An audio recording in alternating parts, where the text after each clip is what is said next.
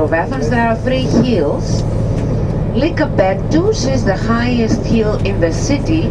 On the top of Lycabettus is a church dedicated to St. George. Another hill, Philopapos. On the top of that hill, the memorial monument of Philopapos. The third and the most important hill in the center of Athens is Acropolis Hill. On the top of Acropolis there are temples, the classical temples. Those temples built during the classic period, golden century of Pericles, and classic period is 5th century till 4th century before Christ. The first stop of our tour will be at the Acropolis. We're going up to the top. We're going to visit the temples, see the surroundings, and then we're going to have two more stops. One stop at the Stadium Olympic or Panathinaik Stadium, and the last stop of the tour will be at the Theater of Dionysus. The Theater of Dionysus is the oldest theater in Greece. Is a theater built in the 5th century BC, classic period, again golden century of Pericles. All the temples we're going to see on the top of Acropolis dedicated to Athena, Minerva in Latin. Athena, Minerva, was goddess of wisdom, and Athena was goddess of wisdom because she came out from the head, actually from the brain of her father, and her father was Zeus, Jupiter.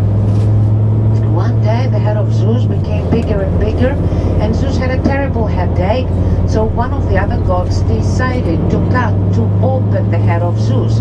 God Hephaestus did that, cut open the head of Zeus with his axe, and from the head of Zeus bumped out goddess Athena, fully armed and already adult.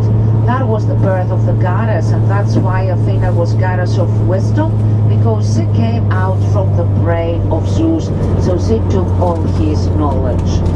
Zeus, Jupiter in Latin, was the father of the 12 gods and master of the sky. So please look on the right is a temple in Corinthian style. That's the temple of Zeus, Jupiter temple. And look at the columns, Corinthian style columns, columns with decoration on the top, decoration of long leaves, acanthus leaves. On the right, the Arch of Handrian, monumental gate of the Roman city. There were two cities in Athens. The Greek city was around Acropolis, where is nowadays Plaka, and the other city was on the right. All around the Temple of Zeus was the Roman city, the new city, and the Roman city built after 146 BC by Romans.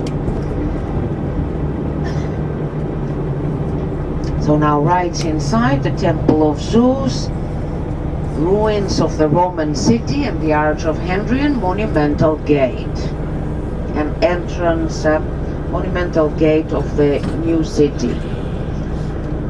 Exactly in front of us we can see Lycabettus. That's the highest hill in the city. It's 277 meters height. And on the top of Lycabettus, the church dedicated to St. George. On the top of the hill is a restaurant and a cafeteria.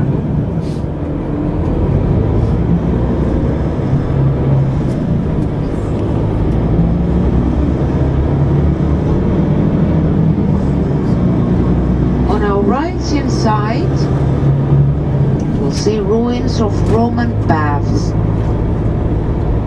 Here to the right.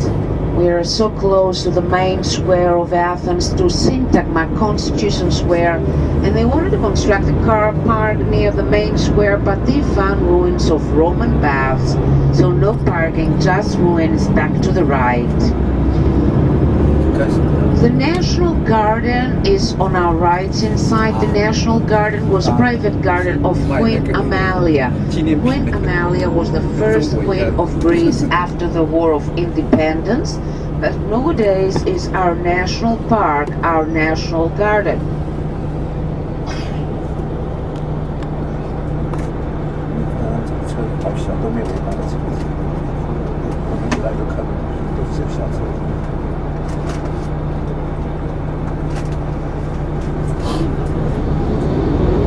National Garden is on the right, and next to the garden we're going to see a building in neoclassical style.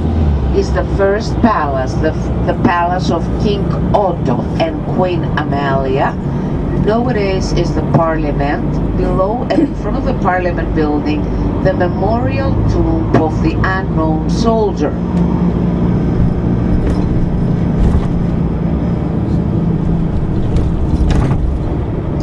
Please look on the right. Look at the building with the Greek flag. A building with columns, Doric style columns. That's the first palace.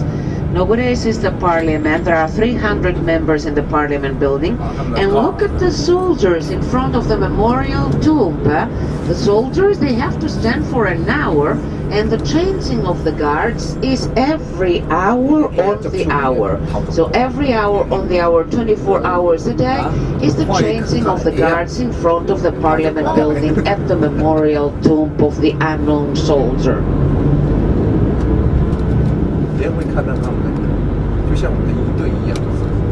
Every 4 years we have elections here in Greece. Greek people vote for the Prime Minister and the members of the Parliament.